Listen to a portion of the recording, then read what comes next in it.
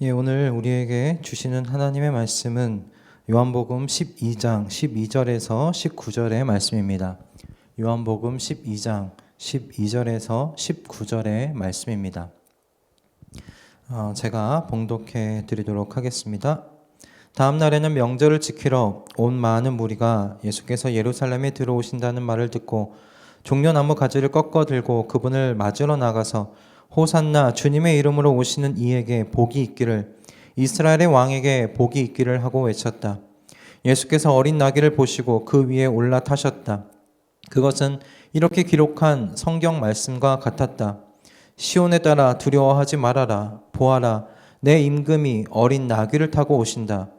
제자들은 처음에는 이 말씀을 깨닫지 못하였으나 예수께서 영광을 받으신 뒤에야 이것이 예수를 두고 기록한 것이며 또 사람들도 그에게 그렇게 대하였다는 것을 회상하였다. 또 예수께서 무덤에서 나사로를 불러내어 죽은 사람들 가운데서 살리실 때 함께 있던 사람들이 그 일어난 일을 증언하였다. 이렇게 무리가 예수를 맞으러 나온 것은 예수가 이런 표징을 행하셨다는 말을 들었기 때문이다. 그래서 바리새파 사람들이 서로 말하였다. 이제 다 틀렸소. 보시오, 온 세상이 그를 따라갔소. 아멘. 오늘 요한복음 12장 12절에서 19절의 말씀으로 우리 종려주일 은혜를 함께 나누기를 원합니다. 이제 앞에서 이동순 성도가 기도했던 것과 같이 이제 서울시장 보궐선거가 다다음 주죠. 4월 7일이면 이제 선거가 진행이 되는데요. 정말 코앞으로 다가왔어요. 산적해 있는 서울시의 어떤 집안 살림을 잘 맡아 운영해줄 리더가 선출되기를 바라면서 내년이더라고요. 대통령 선거가 내년 대통령 선거인데 내년 대통령 선거를 생각하면서 요즘 사람들은 어떤 대통령을 원하나라고 갑자기 궁금해졌어요. 그래서 구글에 이제 검색을 해봤습니다. 어떤 대통령을 원하는가? 이렇게 해서 검색을 해봤더니 여러분도 검색해 보시면 아시겠지만 그 밑에 헤드라인의 제목들이 다 이렇게 달려 있더라고요. 우리는 어떤 대통령을 원하는가. 거의 대부분의 헤드라인이 그렇게 되어 있습니다. 조금 다른 헤드라인 제목은 어떤 것이냐면 다음 대통령은 누가 되어야 하는가, 뭐 이런 헤드라인이 중간중간에 섞여 있고요. 대부분은 우리는 어떤 대통령을 원하는가라는 헤드라인으로 그 밑에 기사들이 있는 것을 보게 돼요. 그 기사들 중에 굉장히 오래됐죠. 2012년도에 참 오래됐는데 그때 안철수 후보가 했던 말도 거기 기록돼 있어요. 국민이 어떤 대통령을 원하느냐가 중요하다, 이렇게 되어 있더라고요. 국민이 어떤 대통령을 원하는가, 그게 중요하다. 그렇게 한 것을 보면 이 대통령은 이 국민이 바라는 어떤 그 사람들의 유형이 되어야 한다는 것에 대해 대부분의 사람들은 별다른 반대가 없는 것 같아요. 대부분 다 그렇게 되어 있으니까요. 물론 저희 나라가 직선제잖아요. 직선제를 통해서 대통령을 뽑다 보니까 국민이 당연히 어떤 대통령을 원하는지가 매우 이제 중요한 것이 됐다라는 것을 생각해 볼 수는 있습니다. 그런데 저는 그 타이틀을 계속 보는데 문득 그런 생각이 들더라고요. 이 타락한 사람들은 절대적으로 이 나중심적인 사고에서 벗어날 수 없구나. 그리고 현세지향적일 수밖에 없구나라는 생각이 문득 들었어요.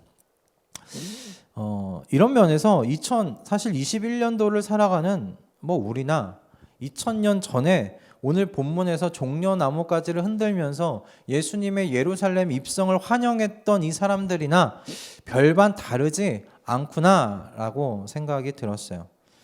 여러분, 이들에게 예수님은 누구신지가 별반 중요하지 않았어요. 이 사람들에게는 예수님이 누구시냐가 중요하지 않았어요. 자신들의 바램을 이루어줄 수 있는 분이냐 아니냐가 중요했던 것이에요. 자신들의 바람을 이뤄줄 수 있는 능력을 갖춘 리더냐 아니냐가 중요했지, 예수님이 누구시냐? 그건 이 사람들의 관심사항이 아니었어요.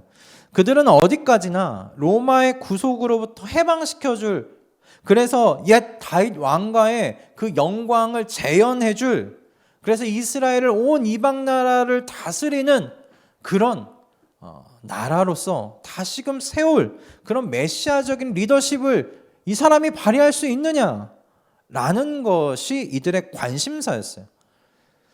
종려나무 가지를 이제 예수님이 들어오실 때 흔들었다는 것이요, 여러분, 이 사람들이 어떤 왕을 바라고 있는지를 간접적으로 보여주는 그런 상징적인 것이었어요. 여러분, 종려나무 가지를 흔든다는 게 사실 종교적인 의미도 있어요. 이게 유월절하고는 상관이 없는데 이 종려나무 가지를 흔든다는 것이 초막절과 이 수전절이라고 해서요, 그 성전 봉헌절이라고 합니다. 이 초막절과 수전절에 이 종려나무 가지를 사용했다는 내용이 있기 때문에 대부분 그런 의미에서의 종교적인 의미는 있지만 대체적으로 종려나무까지는 정치적인 의미를 띠고 있었어요. 특히 이 수전절이 성전 봉헌절인데 이것이 그때 사용되었다는 것이 사실 어떤 종교적인 의미보다 정치적인 의미를 가진 색깔이 더 짙어요. 왜냐하면 과거에 그 알렉산더 대왕이 헬라 제국을 세우고 나서 그 이후에, 그의 사후에 사실 그 안에 있었던 네 명의 장군으로 말미암아 그 제국이 네 나라로 네 개의 왕조로서 갈라지지 않습니까? 네 개의 왕조로서 갈라지는 그 와중에 팔레스타인은 셀류키드 왕조의 통치를 받게 됩니다. 근데 처음에는 이 셀류키드 왕조가 이 팔레스타인 지역의 유대인들의 이 종교 행위를 자유롭게 방임해요. 자유롭게 할 수 있도록 놔주었어요. 그러나 안티오코스 4세의 사세가 되었을 때 유대인들이 종교적인 그런 자유로부터 그들이 박탈당합니다. 헬라의 문화를 이 안티오코스 4세가 강압적으로 이 팔레스타인 지역에 행하는 것을 보게 돼요. 그래서 주전 170년경에는 그 예루살렘 성전을 이들이 모독하고 약탈하는 일들이 벌어지게 돼요. 이에 유대인들이 어떻게 항쟁을 벌였죠? 독립항쟁을 벌입니다. 그것을 마카비 운동이라고 그래요. 이 마카비 운동이 24년 동안 펼쳐집니다. 24년 동안의 독립운동을 통해서 이 셀류키드 왕조로부터 이 유대인들이 독립을 해요.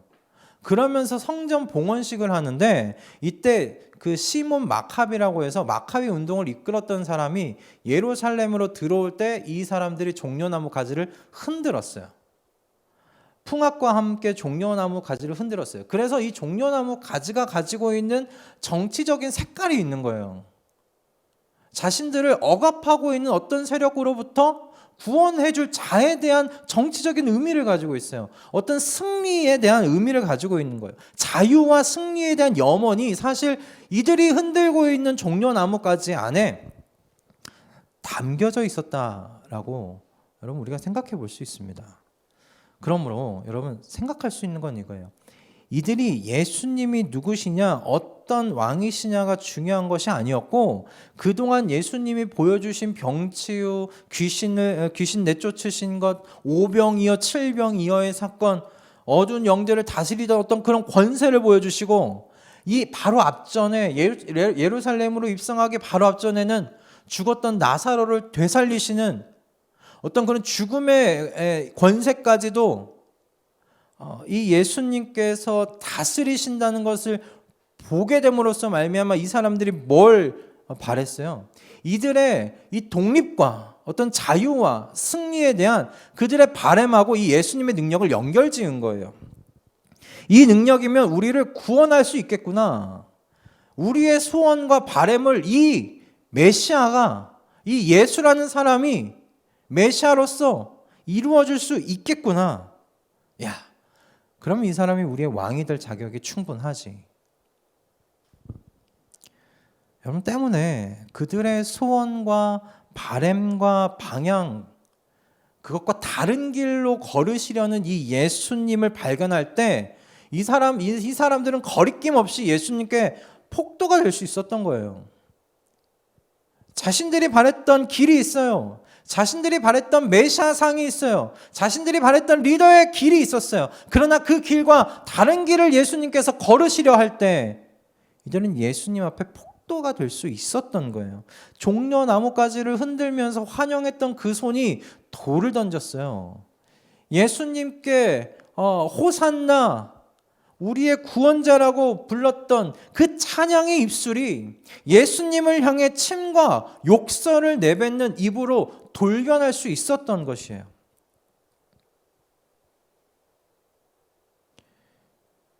여러분, 우리의 신앙은 어떨까요?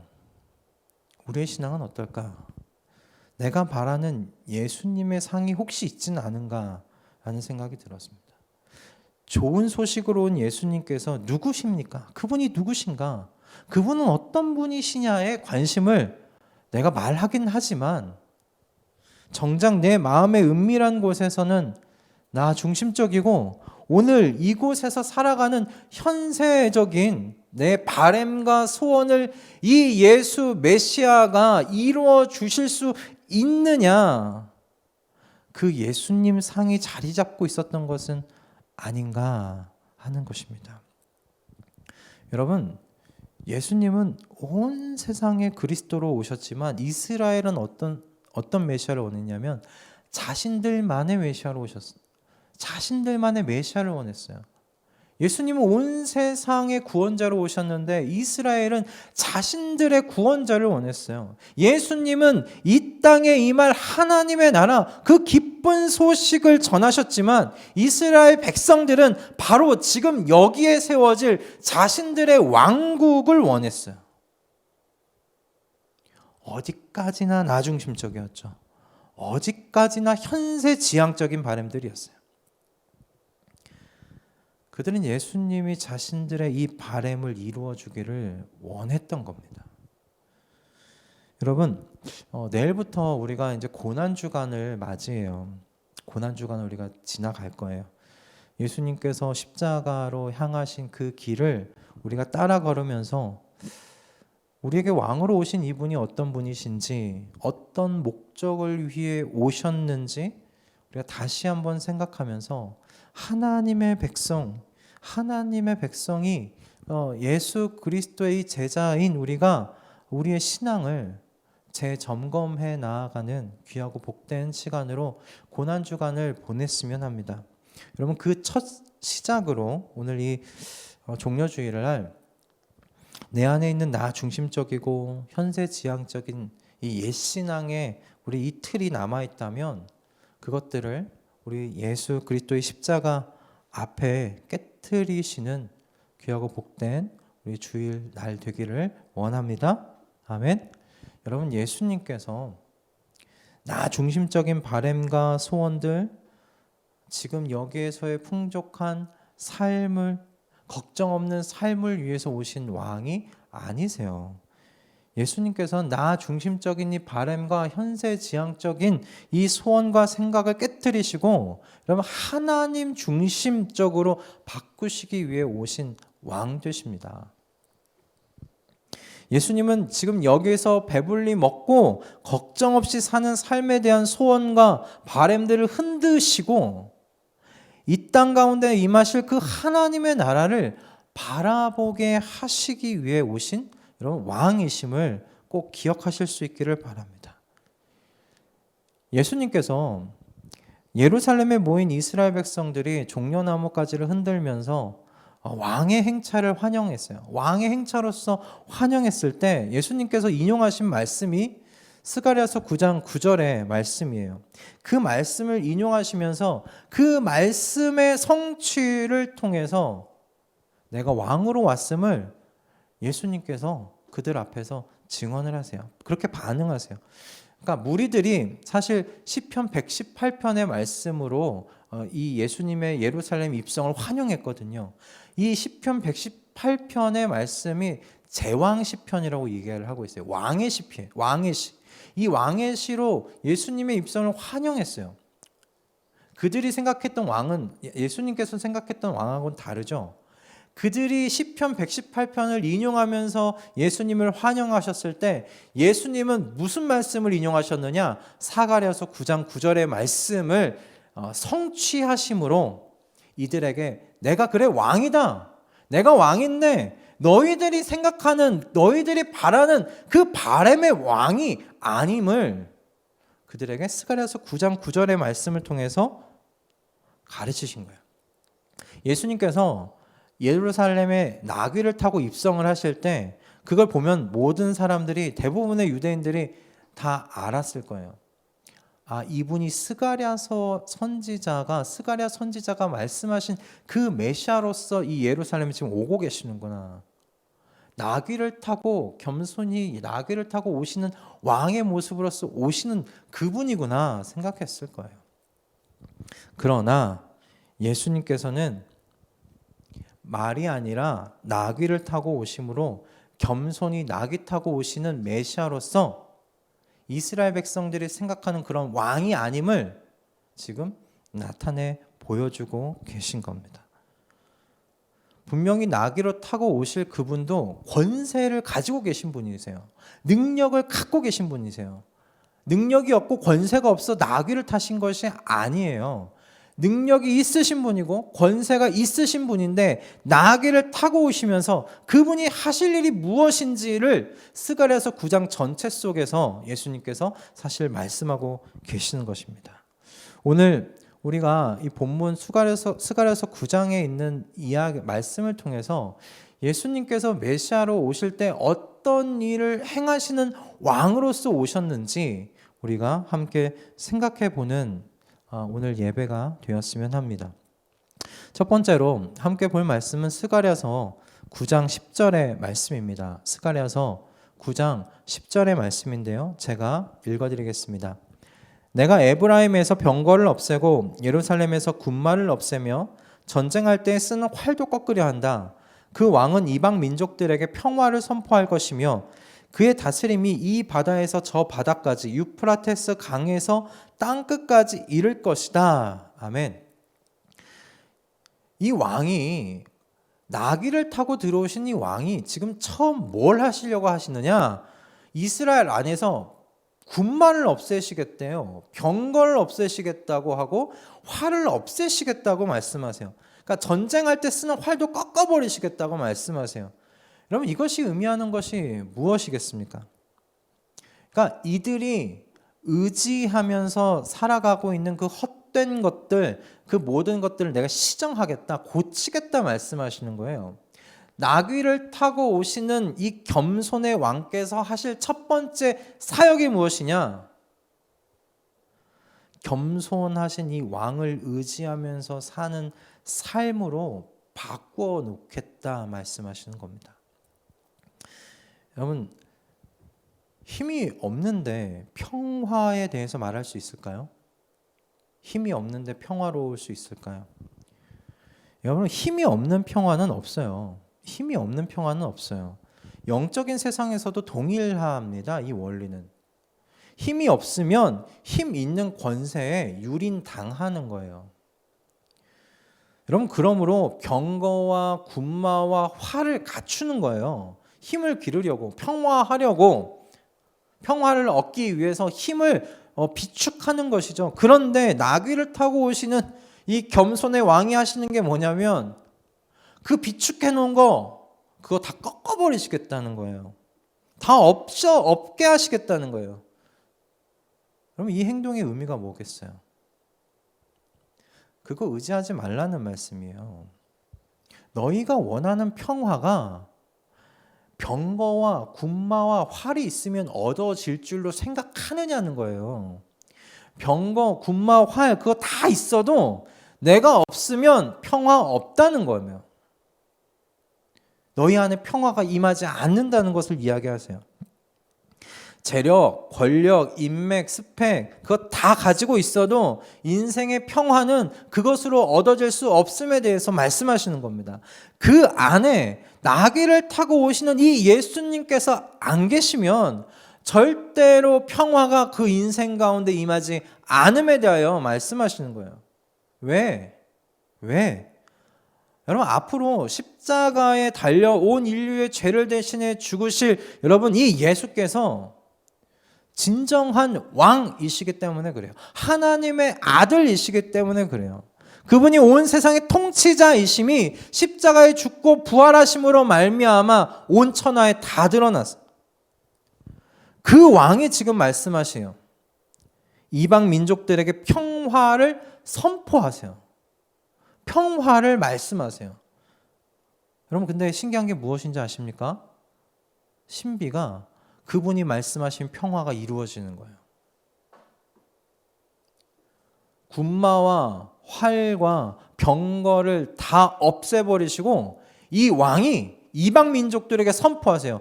평화가 왔다. 말씀하시면 여러분 그것이 이루어집니다. 여러분, 그게 진정한 왕이 가지는 권세죠. 그게 진정한 권위죠. 여러분, 왕은 설명하지 않아요. 왕은 구차하게 그것이 왜 이렇게 이루어져야 되는지 말하지 않아요. 왕은 선포하는 겁니다. 왕은 설득하지 않아요. 선포하면 이루어지는 거예요. 그것이 왕이 가진 권위고 권세예요. 평화를 선포하니 평화가 도래하더라. 그래서 스가랴서에 나와 있는 겸손하게 나귀를 타고 오신 이 왕이 가지고 계신 그 권위예요. 그 권세예요. 어떻게 이런 권세와 권위를 가지시는가? 그분이 온 세상을 통치하시는 바로 그 왕이시기 때문에 그래요. 그분의 통치가 닿지 않는 곳이 없어요. 그래서 오늘 이 말씀 가운데 그렇게 되어 있는 거예요. 그의 다스림이 이 바다에서 저 바다까지, 유프라데스 강에서 이 땅 끝까지 이를 것이다. 그분의 통치가 안 닿는 곳이 없다는 것에 대해서 말씀하고 있는 거예요. 당연하죠. 십자가에 달려 죽으시고 부활하신 그분께서 말씀 그 자체이신 하나님의 아들이신데요. 온 세상을 말씀으로 창조하신 바로 그분이시니 당연히 그분이 평화를 선포하실 때 이 세상 가운데 평화가 임하는 것입니다. 예수님께서 십자가에 죽으시고 부활하심으로 이루실 첫 번째 일이 바로 이것이에요. 진정한 왕은 나 외에 없음에 대해서 말씀하시는 겁니다. 내가 진정한 하나님이다. 내가 세상을 말씀으로 창조한 바로 그다. 말씀하시는 거예요. 그러므로 진정한 인생의 평화는 군마로부터, 병거로부터, 활로부터 얻어질 수 있는 것이 아니라는 사실에 대해서 예수님이 우리에게 가르쳐 오시는 겁니다. 내 안에 있어라. 너희가 모든 것을 갖고 있더라도 내가 없으면 그 안에 평화가 임할 수 없음에 대해서 말씀하신 거예요. 늘 불안과 염려에 떨면서 살 수밖에 없음에 대해 말씀하신 거예요. 예수 그리스도께서 죽으시고 부활하신 그분께서 우리 안에 계셔야, 평화를 선포하신 그분이 계셔야 우리 안에 평화가 임한다는 것, 평화가 도래한다는 것, 그것을 예수님께서 십자가에 죽고 부활하심으로 우리에게 가르쳐 주실 것입니다. 그것을 스가랴서의 이 말씀을 통해서 지금 우리에게 드러내고 계시는 거예요. 두 번째, 여러분, 예수님께서 저와 여러분에게 은혜의 요새가 되어 주십니다. 그것이 스가랴서 9장 11절과 12절의 말씀에 나와 있는 내용이에요. 스가랴서 9장 11절과 12절의 말씀입니다. 너에게는 특별히 너와 나 사이에 피로 맺은 언약이 있으니 사로잡힌 내 백성을 내가 물 없는 구덩이에서 건져낼 것이다. 사로잡혔어도 희망을 잃지 않은 사람들아, 이제 요새로 돌아오너라. 오늘 또 말한다. 내가 내게 2배로 갚아주겠다. 하나님께서 이스라엘 백성들과 이 시내산에서 피로 맺는 언약을 그 이스라엘 백성들하고 체결하지 않으십니까? 그런데 이스라엘 백성들이 어땠어요? 그들의 역사 속에서 하나님과 피로 맺은 이 언약을 제대로 지켰던가요? 아니요. 제대로 지킨 적이 거의 없어요. 거의 없어요. 정말 언약을 파기하듯이 하여서 결국 온 세상 가운데 뿔뿔이 흩어졌잖아요. 그런 의미에서 하나님과 맺은 이 피로 맺은 이 언약이 사실은 흔적만 남은 언약에 불과했어요. 흔적만 남은 것과 별반 다르지 않았어요. 그런데 하나님께서 이 흔적만 남은 이 언약을 어떻게 해요? 기억하고 지금 지키시겠다는 거예요. 너에게 특별히 너와 나 사이에 피로 맺은 언약이 있으니 이거 이스라엘 백성 다 잊고 산 거예요. 다 잊고 산 건데 정말 마지막 어떤 한 줄기 빗줄기 하나처럼 한 줄기 빛처럼 그냥 흔적만 남아 있었던 언약인데 하나님께서 이것을 기억하시는 거예요. 우리는 다 잊었는데 하나님께서 기억하시는 거예요. 그리고 말씀, 내가 그거 지키겠다. 여러분 이거 은혜 아닙니까? 저는 은혜를 생각하면 늘 이 요한복음 5장의 말씀이 생각이 나요. 베데스다 연못의 이야기. 전 은혜는 꼭 그 말씀이 늘 생각나더라고요. 베데스다 연못에는 늘 언제나 수많은 병자들이 있었잖아요. 그리고 그곳에는 우리 모두가 아는 38년 된 병자도 그곳에 있었어요. 수많은 병자들과 함께 이 38년 된 병자가 그곳에 있었어요. 그런데 여러분, 예수님께 치유의 어떤 그 구원을 받은 사람이 38년 된 병자 이 한 사람밖에 없었거든요. 그럼 이 38년 된 병자가 예수님을 알았는가? 아니요, 예수님 몰랐어요. 예수님과 대화하는 그때에도 예수님인지 몰랐어요. 여러분, 그곳에 있었던 모든 사람들이 그저 베데스다만 의지했어요. 베데스다 연못만 의지했어요. 베데스다 연못에 희망 걸고 살고 있었던 사람들이에요. 예수님을 알지도 못했고 예수님께 희망 걸고 있었던 사람은 그곳에 한 사람도 없었어요. 그런데 진정한 희망의 빛 되시는 예수님께서 그곳에 임하셔서 오직 한 사람 38년 된 병자만 치유해 주시고 가세요. 여러분 이게 은혜예요. 이게 은혜예요. 내가 왜 구원받았는지 몰라요. 저와 여러분이 먼저 하나님을 찾았던가요? 하나님을 간절히 찾았던가요? 기억하고 고백하는 것은 하나님께서 먼저 찾아와 주셨음에 대한 기억과 고백밖에 없다는 거죠. 여러분 이스라엘은 하나님과 피로 맺은 언약을 잊고 살았어요. 그리고 이방인으로서 우리는 하나님 모르는 채 그렇게 살았어요. 그렇게 이스라엘이나 이방인이나 똑같았어요. 모두가 다 사탄의 그 놀이객감으로 진노와 멸망의 구덩이 속에서 허우적거리면서 살았던 사람들이었어요.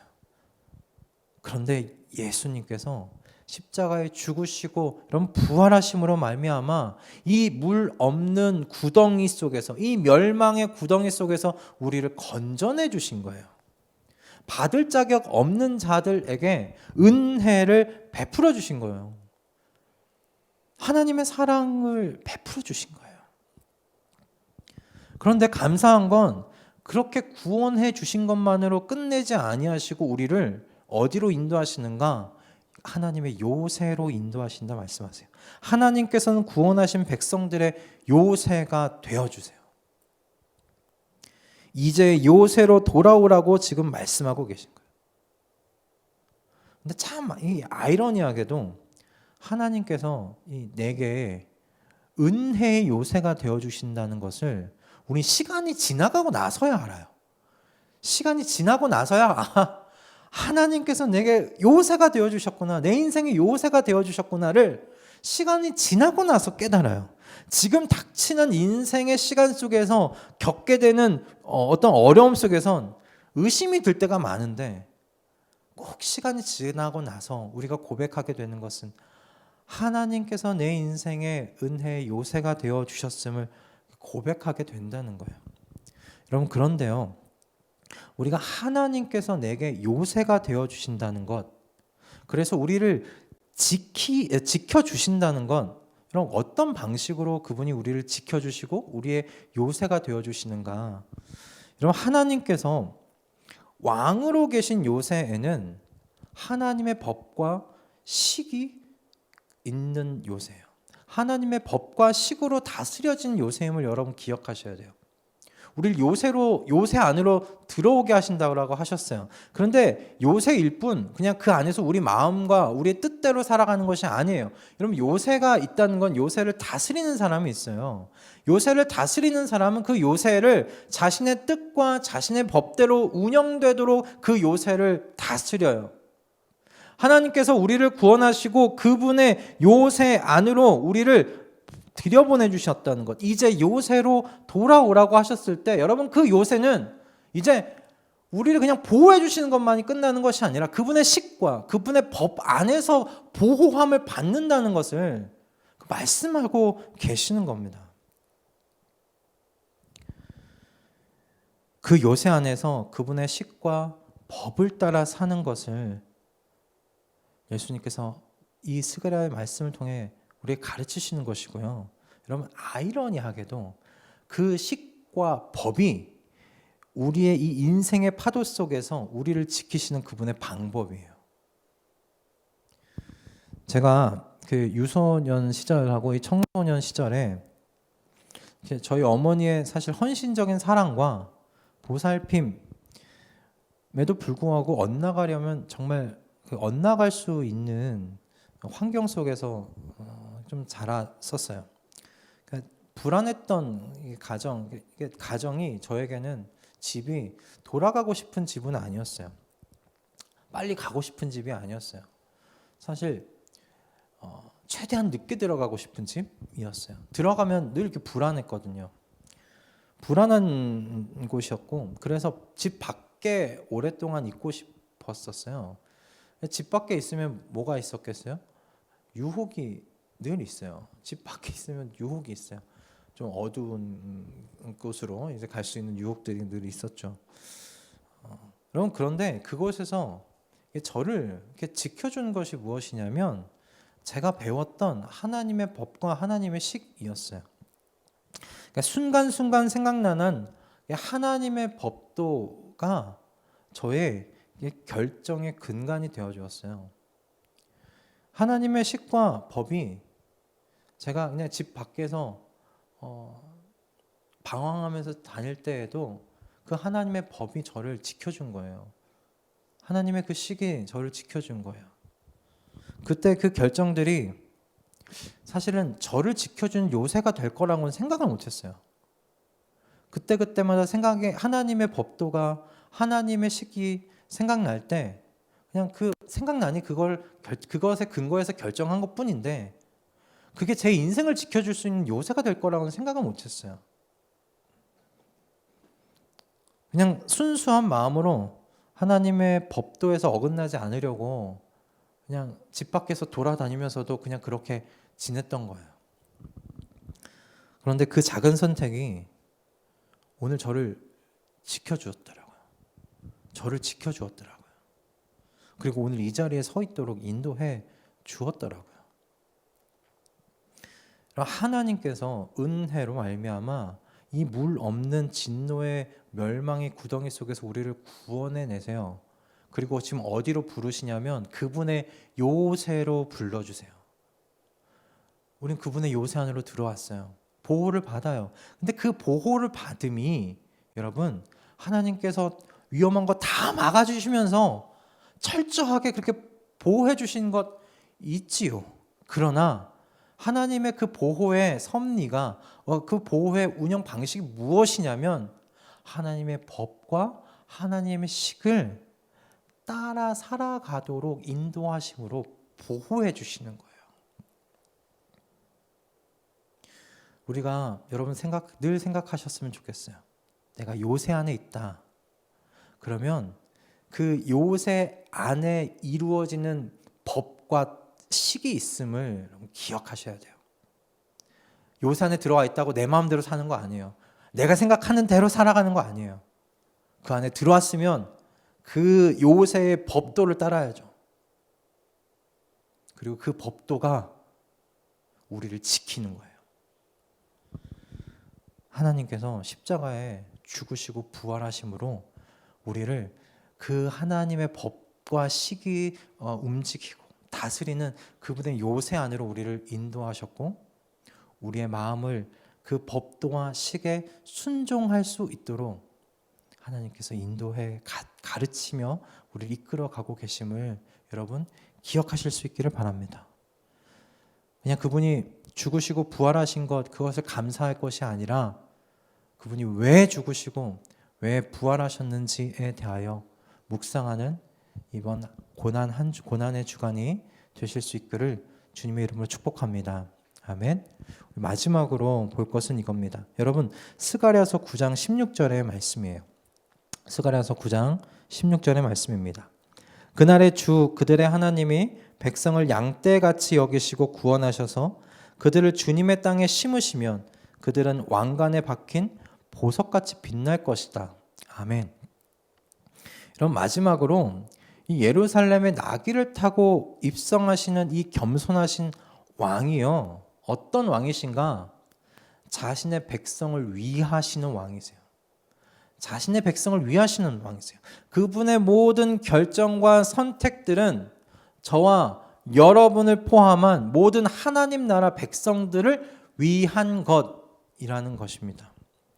하나님께 오늘 말씀 속에 이렇게 되어 있어요. 하나님이 백성을 양떼같이 여기시고 구원하셔서 라고 기록되어 있어요. 여러분, 하나님께서 백성들을 양떼같이 여기신다는 것은 하나님께서 목자가 되어주신다는 거예요. 하나님께서 하나님 나라 백성들의 목자가 되어주셔서 그들을 보호하시고 먹이시겠다는 거예요. 그러니까 양떼를 살피듯이, 목자가 양떼를 살피듯이 하나님께서 하나님의 백성을 위하시겠다는 말씀을 여기 기록하고 계시는 겁니다. 여러분, 그뿐만이 아니에요. 그 뒤에 있는 말씀이 무엇이냐면 그들을 주님의 땅에 심으신다 말씀하고 계세요. 하나님의 백성을 위하신다는 그분의 말씀이 그들을 주님의 땅에 심고 그뿐만 아니라 왕관에 박힌 보석과 같이 빛나게 하겠다라고 지금 말씀하고 계신다는 겁니다. 여러분, 주의 땅에 심어진다는 건 주님의 땅에서 보호와 보살핌을 받고 자란다는 것을 의미해요. 여러분, 땅에 심기만 할 뿐 보살피지 않으면 그게 심은 의미가 있겠습니까? 그것도 특별히 주님의 땅이에요. 주님의 땅에 심겼다라고 이야기를 하고 있어요. 주님의 땅에 주님께서 심으셨다면 그 심으신 것을 주님께서 보살피실 겁니다. 그 주님께서 그곳에 때를 따라 물을 주실 거예요. 하나님께서 하나님의 백성을 위하시겠다는 말씀이에요. 그분의 모든 일들이 그 주님의 땅에 심기워진 하나님의 백성들을 위한 것이라고 말씀하고 계시는 거예요. 그런데 주님의 하신 모든 일이 또 어디까지 이루어지는가? 주님의 백성들을 존귀한 존재로 바꾸는 데까지 이르러요. 왕관에 박힌 보석이 얼마나 여러분 존귀합니까? 사실 보석 자체도 비싸고 좋죠. 보석 자체도 사실 존귀해요. 하지만 이 보석이 그냥 평범한 사람들의 손에 있는 보석이 아니라 왕관에 박힌 보석이라면 보석도 같은 보석일 수가 없어요. 왕관에 박힌 보석은 더 고귀해요. 왕관에 박힌 보석은 더 존귀해요. 하나님께서 하나님의 백성들을 그런 존재로 바꾸시겠다는 거예요. 그렇게 주님이 하시는 그 모든 일이 주님의 백성을 위한 것임을 지금 이 스가랴서 말씀이 가르치고 있는 거예요. 예수님께서 스가랴서 9장 9절의 말씀을 인용하시면서 지금 이 스가랴에 나와 있는 이 메시아가 무엇을 할 것인지에 대해서 총체적으로 지금 다 말씀하고 계시는 거예요. 그러니까 주님께서 십자가의 죽으심으로 그리고 부활하심으로 말미암아 하시는 이 모든 이 크신 일을 저와 여러분을 그 왕관에 박힌 보석과 같은 존재로 바꾸시겠다는 겁니다. 신의 성품에 참여한 하나님 나라의 시민이요, 여러분 그 백성, 그분의 존귀한 자녀로 바꾸어 놓겠다는 말씀이세요. 그것을 위해서 내가 이 예루살렘의 왕으로 입성한다는 거예요. 너희들의 개인적인 바람을 내가 충족시켜주기 위해서 오는 것이 아니라, 너희들만의 왕으로 오는 것이 아니라, 난 너희 자체를 온전히 바꿀 왕으로 난 이곳에 입성한다 말씀하고 계시는 겁니다. 너희들의 존재 자체를 바꿀 그 메시아로서 난 십자가를 향해 나아가기 위해 이 예루살렘에 들어오고 있다. 그런 왕이다 라고 말씀하고 있는 겁니다. 사도 바울의 이 고백이 그래서 여러분의 마음 가운데서 어떤 순간에도 떠나지 않으셨으면 좋겠어요. 사도 바울이 믿는 분은 누구시냐? 나를 사랑하사 나를 위하여 자기 몸을 내어주신 하나님의 아들이었어요. 나귀를 타고 예루살렘으로 입성하고 계시는 왕께서 여러분을 사랑하셔서 여러분을 위해서 자기 몸을 내어주신 하나님의 아들이세요. 그렇게 이 예루살렘에 입성하고 계신 그분을 여러분 기억하시면서 여러분의 삶 가운데 앞으로 어떤 순간을 만나게 될지 몰라요. 앞으로 어떤 힘듦과 고난의 순간을 만나게 될지 몰라요. 그러할 때 여러분 우리 주님의 마음을 의심하지 않았으면 합니다. 그분께 등 돌리지 마실 수 있기를 바랍니다. 오히려 담대하게 그래, 우리 주님은 나를 위하여 나를 사랑하사 자기 몸을 내어주신 그 하나님의 아들이시지, 나를 그 주님의 땅에 심어 놓으신 그분이시지, 그 왕관에 박혀있는 빛나는 보석으로 만들어주신 분이시지, 그렇다면 이 사건 안에 숨겨져 있는 그분의 선한 의도가 있을 것이다.